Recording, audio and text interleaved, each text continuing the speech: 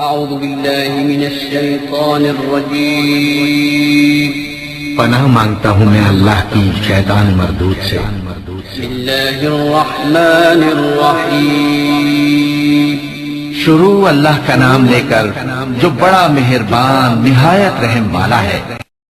السلام علیکم ویورز، میں ہوں آپ کے ساتھ محمد شاہد، آپ کے اپنے چینل گلاوطہ میں آپ کو ویلکم کہتا ہوں۔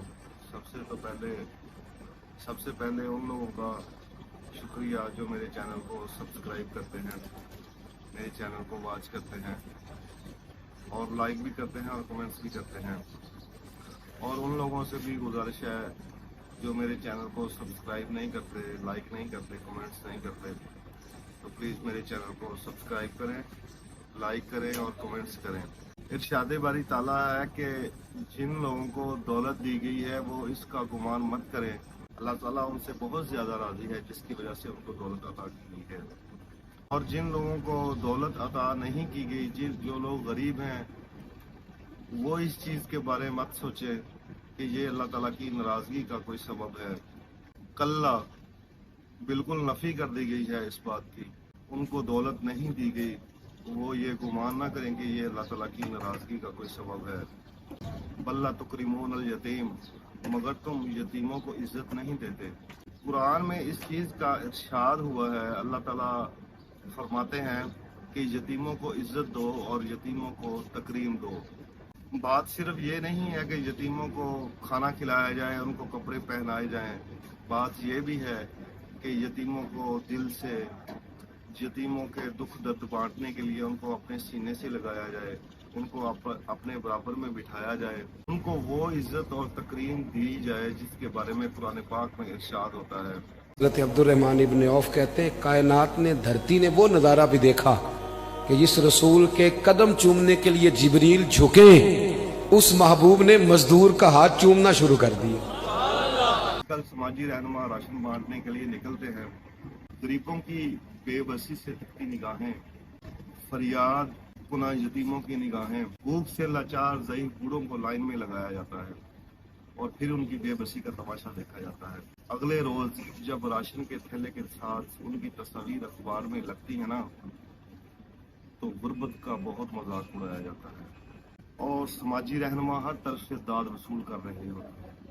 جب اللہ تعالیٰ نے کہہ دیا ہے وَتُعِزُّ مَن تَشَاءُ وَتُذِلُّ مَن تَشَاءُ، عزت اور ذلت میرے اختیار میں ہے، تو تم لوگ کیوں ذلتیں بانٹتے ہو اور اپنے لیے عزتیں خریدنے کی کوشش کرتے ہو؟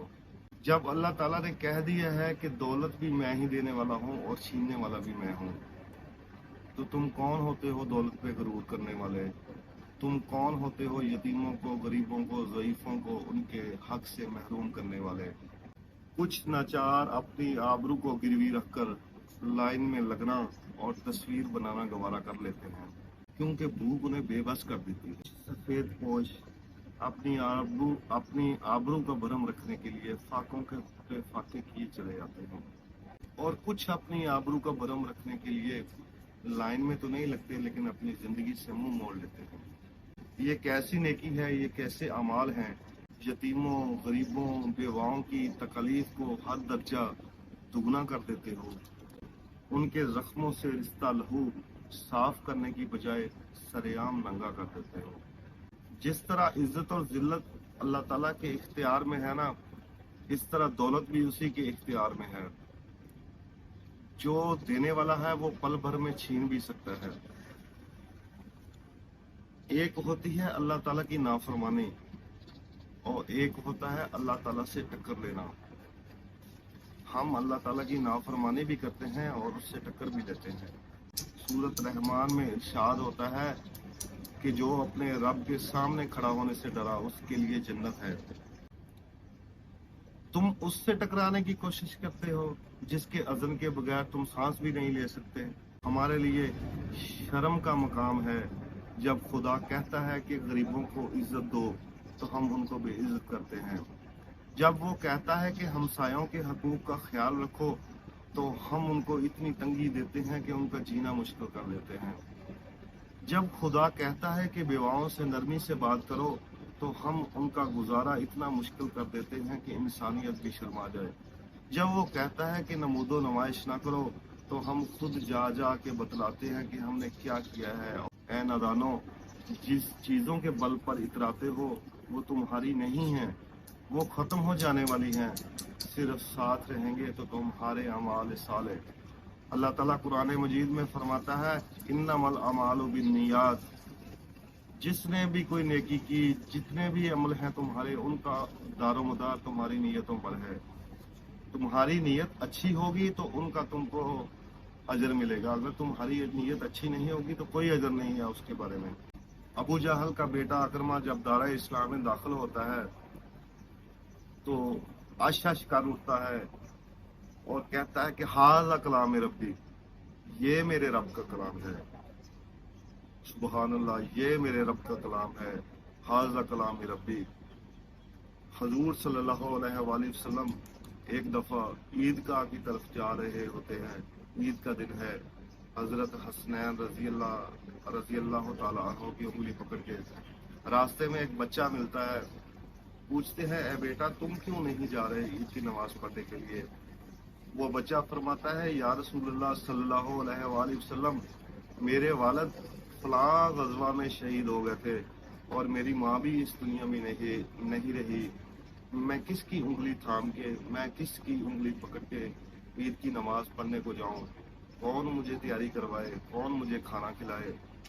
حضور صلی اللہ علیہ وآلہ وسلم اس بچے کو اپنے گھر لے آتے ہیں، حضرت فاطمہ رضی اللہ عنہ کو کہتے ہیں کہ اس بچے کو وہی کپڑے پہناؤ جو حضرت حسنین رضی اللہ تعالیٰ عنہ کو پہنائے ہیں، اس بچے کو وہی کھانا کھلاؤ جو حضرت حسنین رضی اللہ تعالیٰ عنہ کو کھلایا ہے۔ حضرت فاطمہ رضی اللہ عنہ اس بچے کو وہی کپڑے پہناتی ہیں، وہی کھانا کھلاتی ہیں۔ کپڑے پہنانے کے بعد، کھانا کھلانے کے بعد حضور نبی کریم صلی اللہ علیہ وآلہ وسلم فرماتے ہیں کہ اے بیٹا، کیا تم پسند نہیں کرتے کہ محمد صلی اللہ علیہ وآلہ وسلم تمہارا باپ ہو؟ کیا تم پسند نہیں کرتے کہ حضرت عائشہ رضی اللہ عنہ تمہاری ماں ہو؟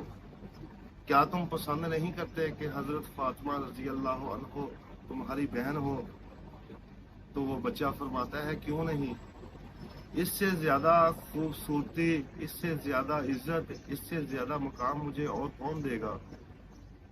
وہ نبی جس کے ساتھ رشتہ جوڑنے کے لیے زمانہ ترستا ہے، وہ نبی جس کے لیے ساری کائنات محو انتظار ہے، وہ نبی جس کے پاس بیٹھنا، جس کو دیکھنا ثواب کا کام ہے، وہ نبی جس کو دیکھنے کے لیے، جس کو دیکھنے سے دل کو تسکین ملتی ہے، اگر وہ مجھ سے اپنا رشتہ جوڑ رہا ہے تو اس سے خوش نصیبی کی اور زیادہ کیا بات ہوگی۔ حضور نبی کریم صلی اللہ علیہ وآلہ وسلم اس بچے کی انگلی پکڑتے ہیں اور عیدگاہ کی طرف چل پڑتے ہیں۔ ایک سائڈ پہ حضرت حسنین رضی اللہ تعالیٰ عنہ کی انگلی پکڑی ہوئی ہے اور دوسری سائڈ پہ اس بچے کی انگلی پکڑی ہوئی ہے، اور وہ بچہ گویا زبان حال سے یہ کہتا جاتا ہے کہ تھا تو یتیم ہی، لیکن یتیمی کا مزہ آ گیا۔ فرماتے ہیں غریبی کو وہ عزت ملی کہ میرا بھی دل کرتا تھا غریب ہو جاؤں، دل کرتا تھا۔ یہ کس نے ذروں کو اٹھایا اور صحرا کر دی، یہ کس نے قطروں کو ملایا اور دریا کر دیا، یہ کس کی حکمت نے یتیموں کو کیا در یتیم اور غلاموں کو دنیا بھر کا مولا کر دیا۔ یہ ہے وہ عزت اور وہ مقام جو ہمارے پیارے نبی حضرت محمد صلی اللہ علیہ وآلہ وسلم نے عمل سے ثابت کیا کہ یتیموں کو یہ عزت اور یہ مقام دو۔ آج کل ہم یتیموں کے خوب غصب کر لیتے ہیں، اپنے مال کو ان کے مال میں ضم کر لیتے ہیں تاکہ ان کا مال، اچھے سے اچھا مال ان کا ہم لوگ ضبط کر سکیں۔ ان کو عزت نہیں دیتے، ان کو جھڑکیاں دیتے ہیں۔ چھوٹے بچے ہیں نا، یتیم ہیں، وہ جواب نہیں دے سکتے، وہ آپ کی برابری نہیں کر سکتے، ان کے والدین نہیں ہیں، اس لیے ہم ان کو جھڑکتے ہیں۔ ایک دفعہ حضرت محمد صلی اللہ علیہ وآلہ وسلم بیٹھے ہوئے تھے، آس پاس صحابہ کرام رضی اللہ تعالیٰ عنہ بیٹھے ہوئے تھے۔ ایک صحابی رضی اللہ تعالیٰ عنہ آپ کی خدمت میں حاضر ہوئے اور کہا یا رسول اللہ صلی اللہ علیہ وآلہ وسلم، میرا بچہ صبح سے گم ہو گیا ہے، میں صبح سے اس کو تلاش کر رہا ہوں، وہ مل نہیں رہا ہے، میری آنکھیں ترس گئی ہیں اس کو دیکھنے کے لیے، میرا دل تڑپ رہا ہے اس کو سینے سے لگانے کے لیے۔ آپ صلی اللہ علیہ وآلہ وسلم کے بولنے سے پہلے ہی ایک صحابی رضی اللہ تعالیٰ عنہ اٹھ کے کھڑے ہوئے اور انہوں نے اس صحابی سے عرض کیا کہ تمہارا بچہ فلاں باغ میں کھیل رہا تھا۔ وہ صحابی جو تھے وہ فوراً انہوں نے باغ کی طرف دوڑ لگائی۔ آپ صلی اللہ علیہ وآلہ وسلم نے صحابہ کرام سے فرمایا اس کو روکو۔ جب اس کو واپس بلایا گیا تو آپ صلی اللہ علیہ وآلہ وسلم نے کہا دیکھو تم اپنے بچے سے صبح سے بچھڑے ہوئے ہو، تمہاری آنکھوں میں انتظار کی شمع جل رہی ہے، تمہارے لہجے میں حد درجہ کی مٹھاس ہوگی۔ جب تم باغ کے کنارے جاؤ اپنے بچے کو دوسرے بچوں کے ساتھ کھیلتا ہوا دیکھو تو اس کو بیٹا کہہ کے آواز نہ دینا۔ وہ صحابی رضی اللہ تعالیٰ عنہ کہنے لگے یا رسول اللہ صلی اللہ علیہ وآلہ وسلم وہ میرا بیٹا ہے، اگر میں اس کو بیٹا نہیں کہوں گا تو اور کیا کہوں گا؟ آپ صلی اللہ علیہ وآلہ وسلم نے فرمایا اس کا نام لے کے اس کو آواز دینا، کہیں ایسا نہ ہو تمہارے بچے کے ساتھ کوئی یتیم بچہ بھی کھیل رہا ہو۔ جب تمہارے لہجے میں حد درجہ کی مٹھاس ہوگی تم اس کو بیٹا کہہ کے پکارو گے اور تمہارا بچہ آ کے تمہارے سینے سے لگے گا تو اس یتیم کا ہو سکتا ہے دل دب جائے۔ تم تو اپنے بچے سے صبح سے بچھڑے ہوئے ہو، وہ یتیم بچہ پتہ نہیں کب سے اپنے والدین سے بچھڑا ہوا ہو۔ حضور پاک صلی اللہ علیہ وآلہ وسلم نے ہمسایوں کے سامنے اسپیشل طور پہ ہمسایوں کے سامنے نمود و نمائش اور کسی چیز کی نمائش کرنے سے بھی منع فرمایا ہے۔ حضور صلی اللہ علیہ وآلہ وسلم نے کہا کہ بیواؤں کے سامنے اپنی بیویوں کے ساتھ پیار کا زیادہ اظہار نہ کرو، یتیموں کے سامنے اپنے بچوں کو بیٹا یا بیٹی کہہ کے نہ پکارو ورنہ ان کے دل کو تکلیف ہوگی اور اس سے اللہ تعالیٰ ناراض ہوتا ہے۔ ٹھیک ہے ویورز، ملتے ہیں نیکسٹ ولاگ میں انشاءاللہ۔ اللہ حافظ۔